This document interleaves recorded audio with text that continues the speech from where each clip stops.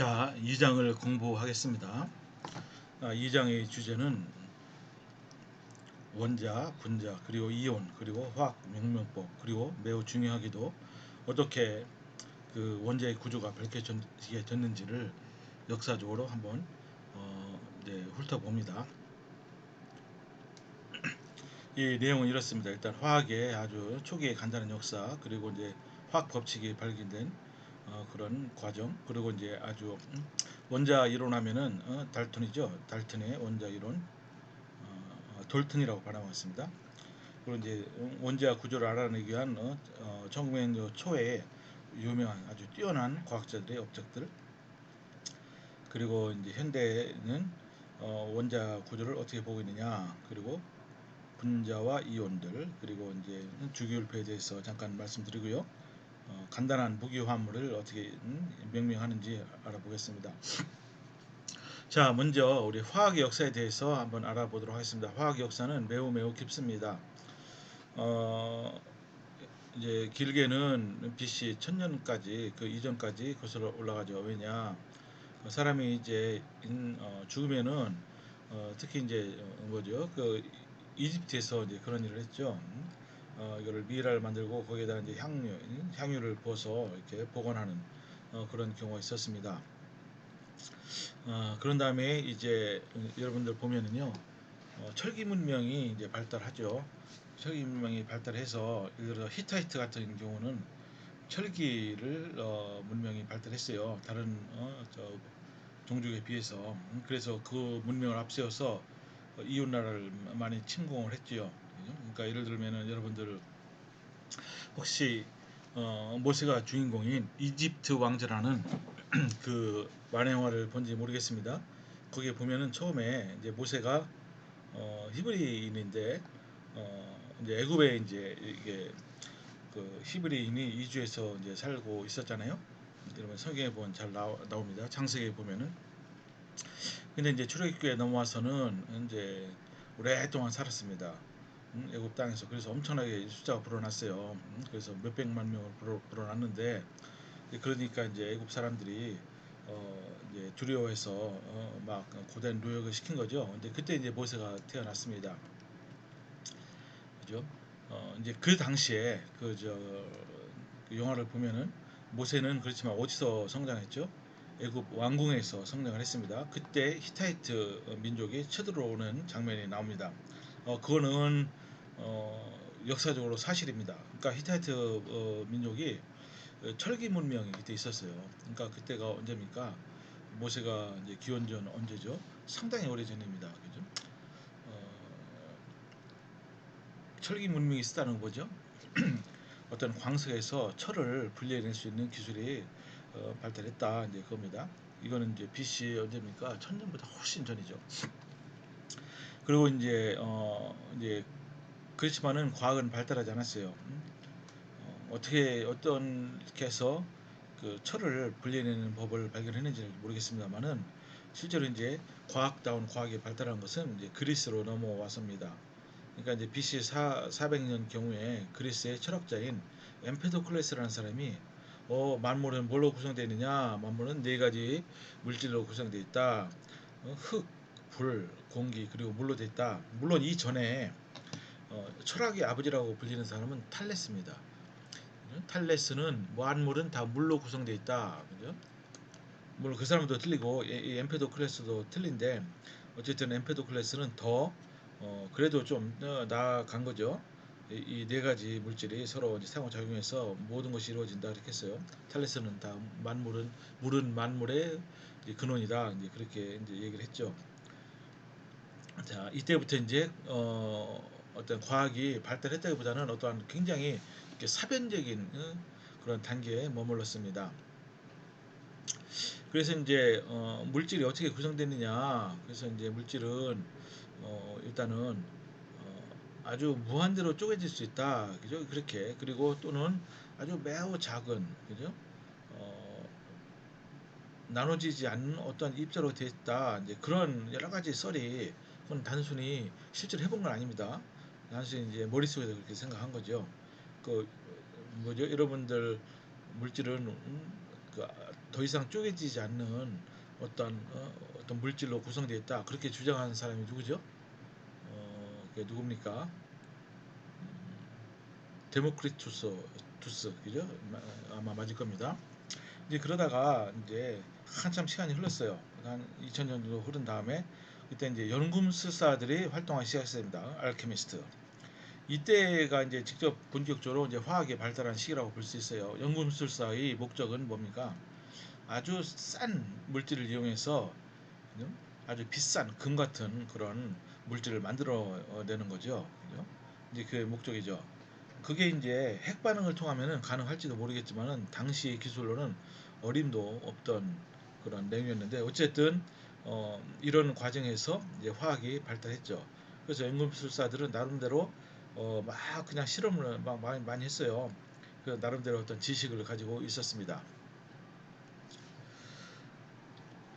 이제 그런데 실제적인 의미에서 현대 화학이 태동한 것은 말이죠. 16세기 정도 이제 됩니다. 조지 바이오라는 사람이 있었는데요. 이 사람은 금속학의 학을 아주 체계적으로 연구했습니다.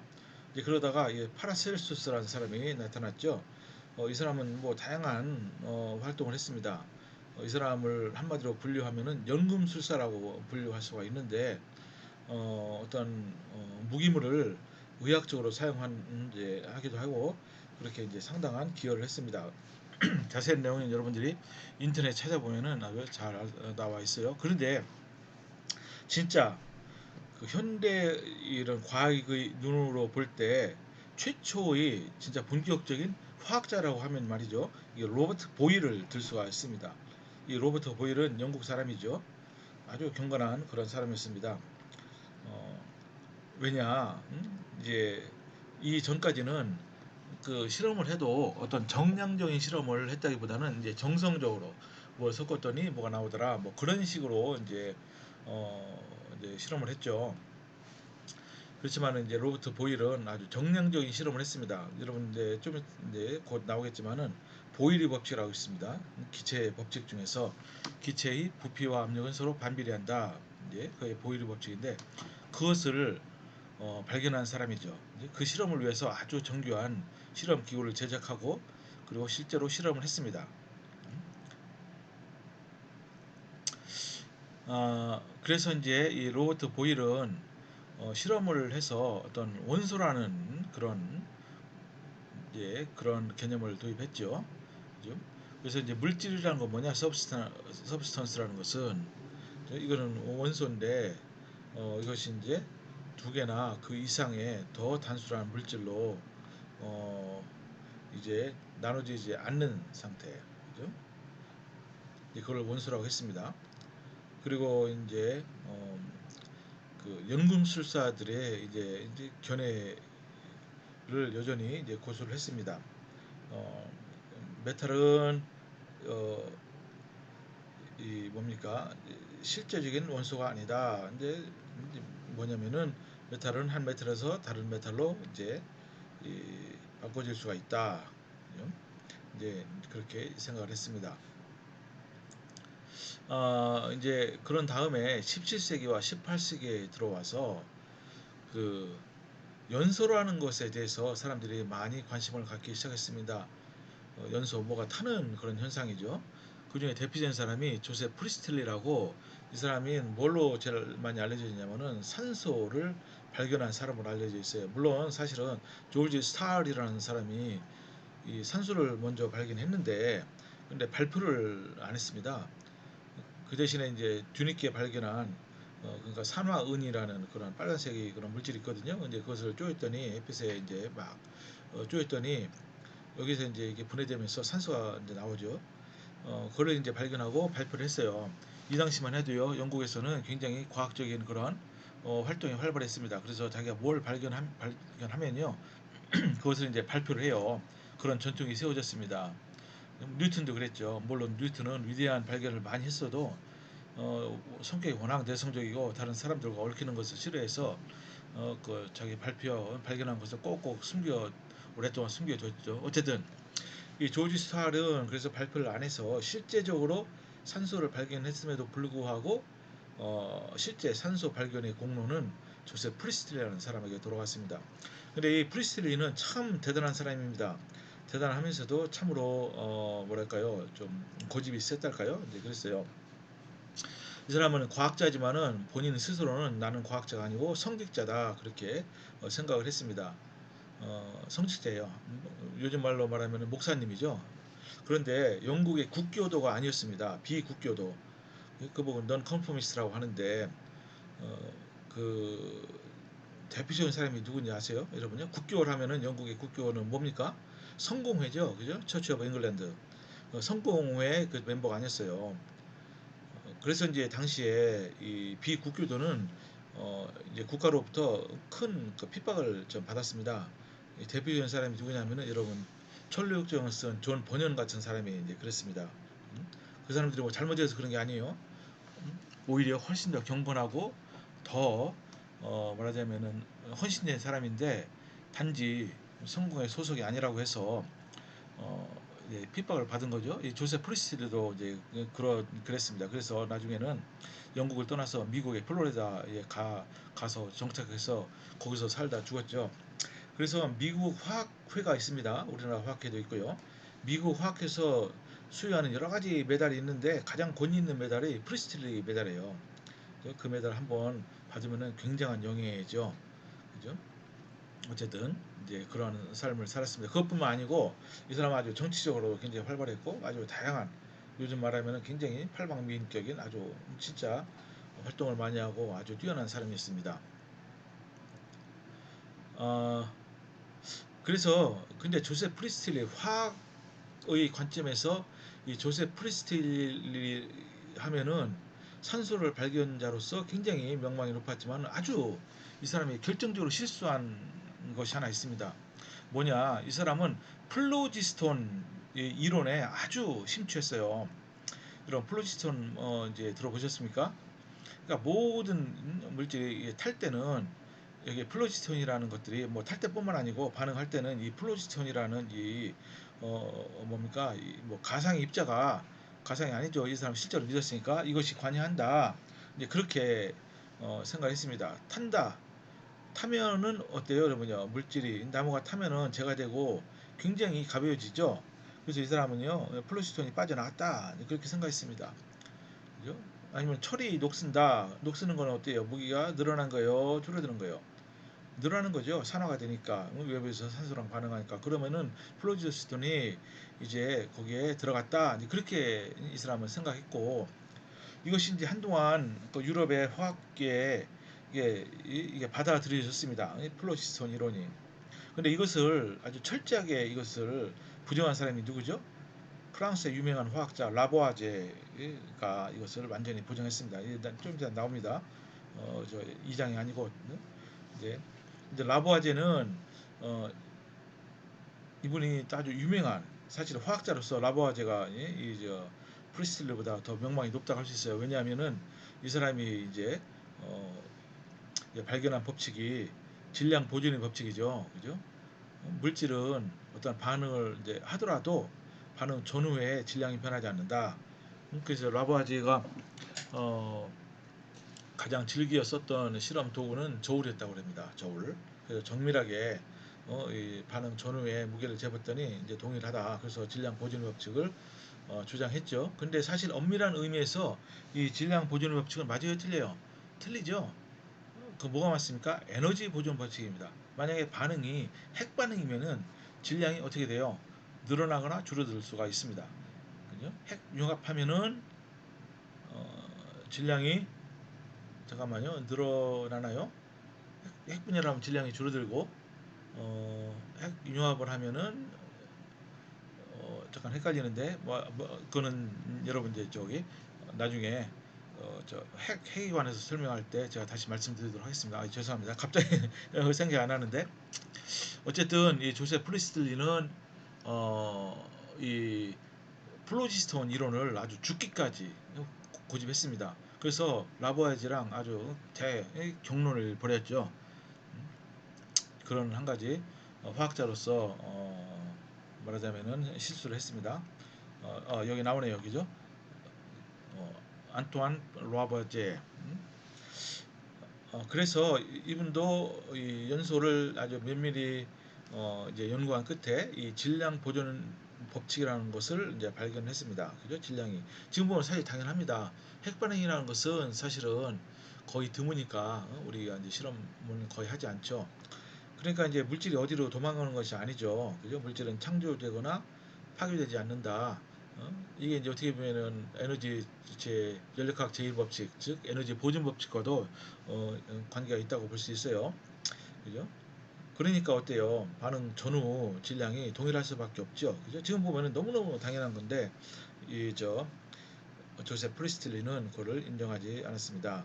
그죠? 그래서 이제 어, 이 라보아제는 플로시스톤 이론으로 설명하려고 막 했어요. 그렇다가 도저히 안 되겠다. 그래서 아예 플로시스톤은 없다. 그런 결론을 내렸습니다.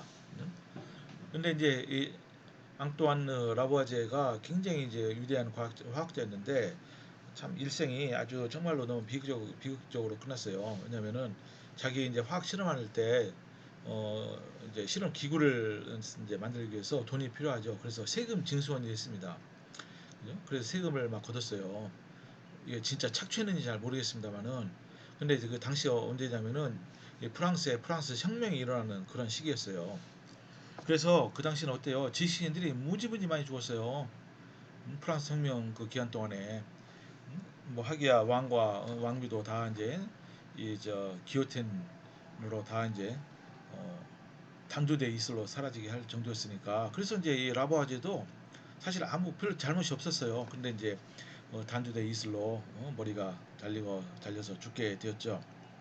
참 그래서 이제 그 당시 이제 프랑스의 많은 지식인들이 처형되거나 아니면은 해외로 도피했는데 그래서 프랑스 과학이 사실은 뭐랄까요 물론 이제 선진국이긴 하지만은 그렇게 미국이나 영국 독일에 비해서 그렇게 앞서 있지는 못하죠 그죠 뭐 그런 영향이 큽니다 뭐 말이 나왔으니까 더 좀 말씀드리면은 여러분 저 프랑스는 종교적으로 개신교입니까 카톨릭입니까 카톨릭이죠 그죠 카톨릭인데 프랑스가 한때 뭐 물론 지금 이제 종교 자유가 있지만은 그 언제죠 프랑스가 그 낭트 칙령이라고 해서 카톨릭 국가인데 이 개신교도들을도 니들 종교를 믿고 싶은 대로 믿어라 이제 그렇게 이제 허용했습니다. 그 칙령이 바로 랑트 칙령이라는 거예요. 근데 이제 그것이 그래서 이제 프랑스의 개신교인들을 뭐라고 부르냐면 위그노라고 부릅니다. 위그노. 그죠? 그런데 그 언제죠? 그게 이제 루이 4세인가요? 그때 들어와서 어, 이 개신교도들을 아주 대대적으로 탄압하기 시작했습니다.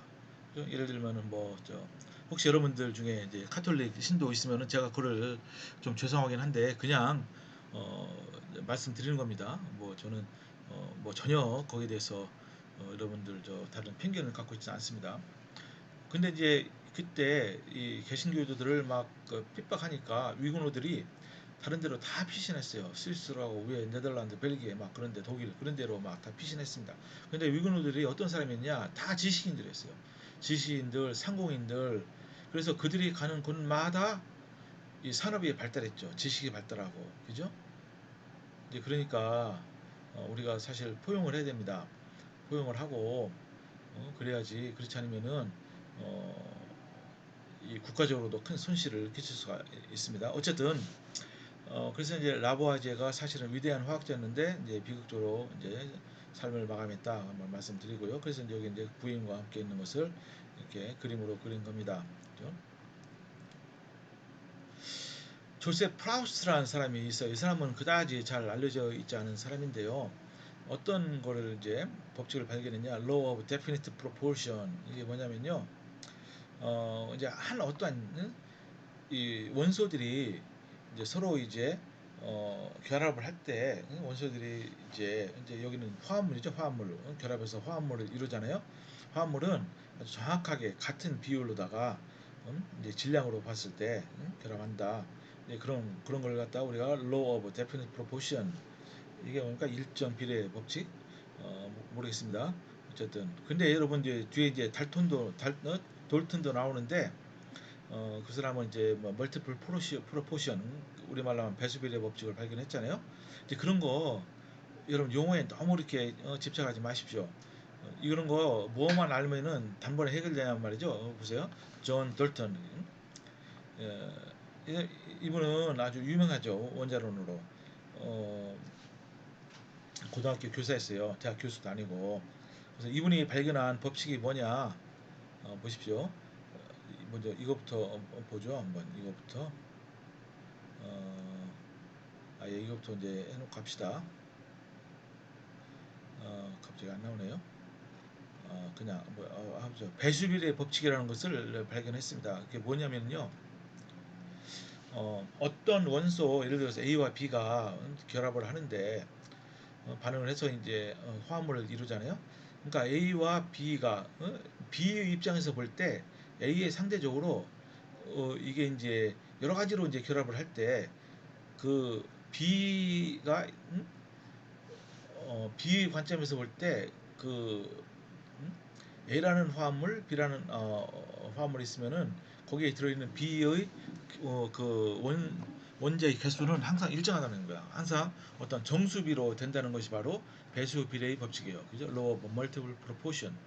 그러니까 얘가 여기 나오는데 잘 보세요. 컴파운드 A, B, C가 있어요. 이게 이제 질소와 산소가 이제 반응한 겁니다. 근데 이제 A는 산소 1g과 반응하는 질소 질량이 이거고요. 1.75. 이거는 B는 0.875, C는 0.437호.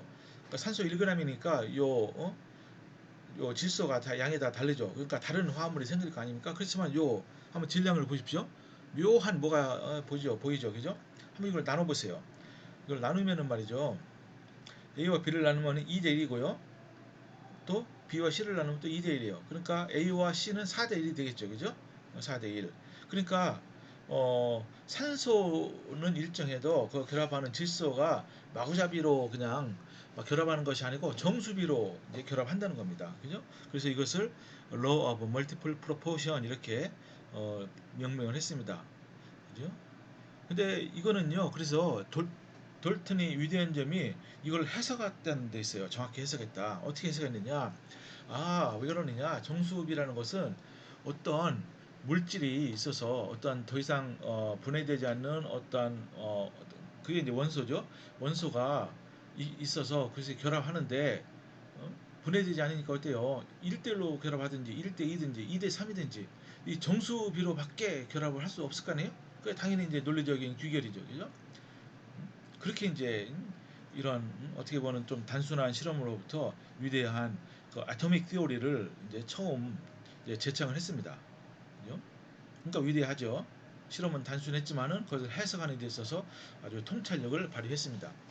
그래서 이제 원자론의 아버지라고 하면은 데모크리투스가 아니고 돌튼이라고 이렇게 볼 수가 있습니다. 근데 실제로 원자가 존재하느냐, 눈으로 보이느냐, 그죠? 첫 번째 시간에 말씀 제가 드렸죠. 이건 실제로 존재하고 눈으로도 현미경으로 볼 수가 있습니다. 보는 여러 가지 방법이 있어요. 그래서 이제 여기 쭉 한번 그냥 읽어 보십시오. 그러니까 책에 있는 거 그냥 고스란히 그냥 다 적어 놓은 거니까. 그러니까 이제 화학 반응이라는 건 뭐냐? 그러니까 이제 원자들이 서로 이제 정수비로 해서 결합해서 또 다른 그렇게 결합된 분자가 다른 분자가 서로 결합하잖아요. 그럼 어떻게 됐어요? 반응이라는 것은 그 원자들이 떨어져 나와서 재배열하는 거죠. 그죠? 아주 정확하게 화학 반응에 대해서도 정확하게 예측을 한 겁니다. 그죠? 그렇지만 원자 자체는 변하진 않죠. 그죠? 그러니까 원자론을 도입하고 나니까 화학 반응도 아주 깔끔하게 설명을 할 수 있었던 겁니다. 그죠? 그래서 이제 그 다음에 이제 많은 원소들이 이제 발견이 되고 그것들의 질량이 이제 측정이 되기 시작했습니다. 그래서 근데 이제 돌트는 그 지금 말하면은 뭡니까 그 당시는 원소가 많이 발견이 안 됐어요. 지금은 이제 인공 원소까지 포함해서 110개가 넘죠. 주기율표의 첫 번째 줄 그것을 이제 원자의 질량으로 이렇게 이제 배열을 했죠. 그죠? 근데 이게 실수를 많이 했습니다. 그죠? 이 질량이 많은 경우가 이게 잘못된 것으로 판명이 됐습니다. 그 당시가 이제 1700년도니까 얼마나 과학지식이 있었겠습니까? 그리고 또 이제 실험 기구도 그렇게 정밀하지 못했죠. 그죠? 그러니까 이제 돌튼이 원자량을 이렇게 추정을 했는데 뭐 잘못 추정한 것이 많아요. 예를 들어서 이런 겁니다. 물은 어때요? H2O죠. 그죠? 근데 돌튼은 그걸 몰랐어요. 그냥 H5라고 생각했습니다. 그러니까 다 계산이 틀릴 수밖에 없는 거죠. 그죠? 여기서 잠시 쉬도록 하겠습니다.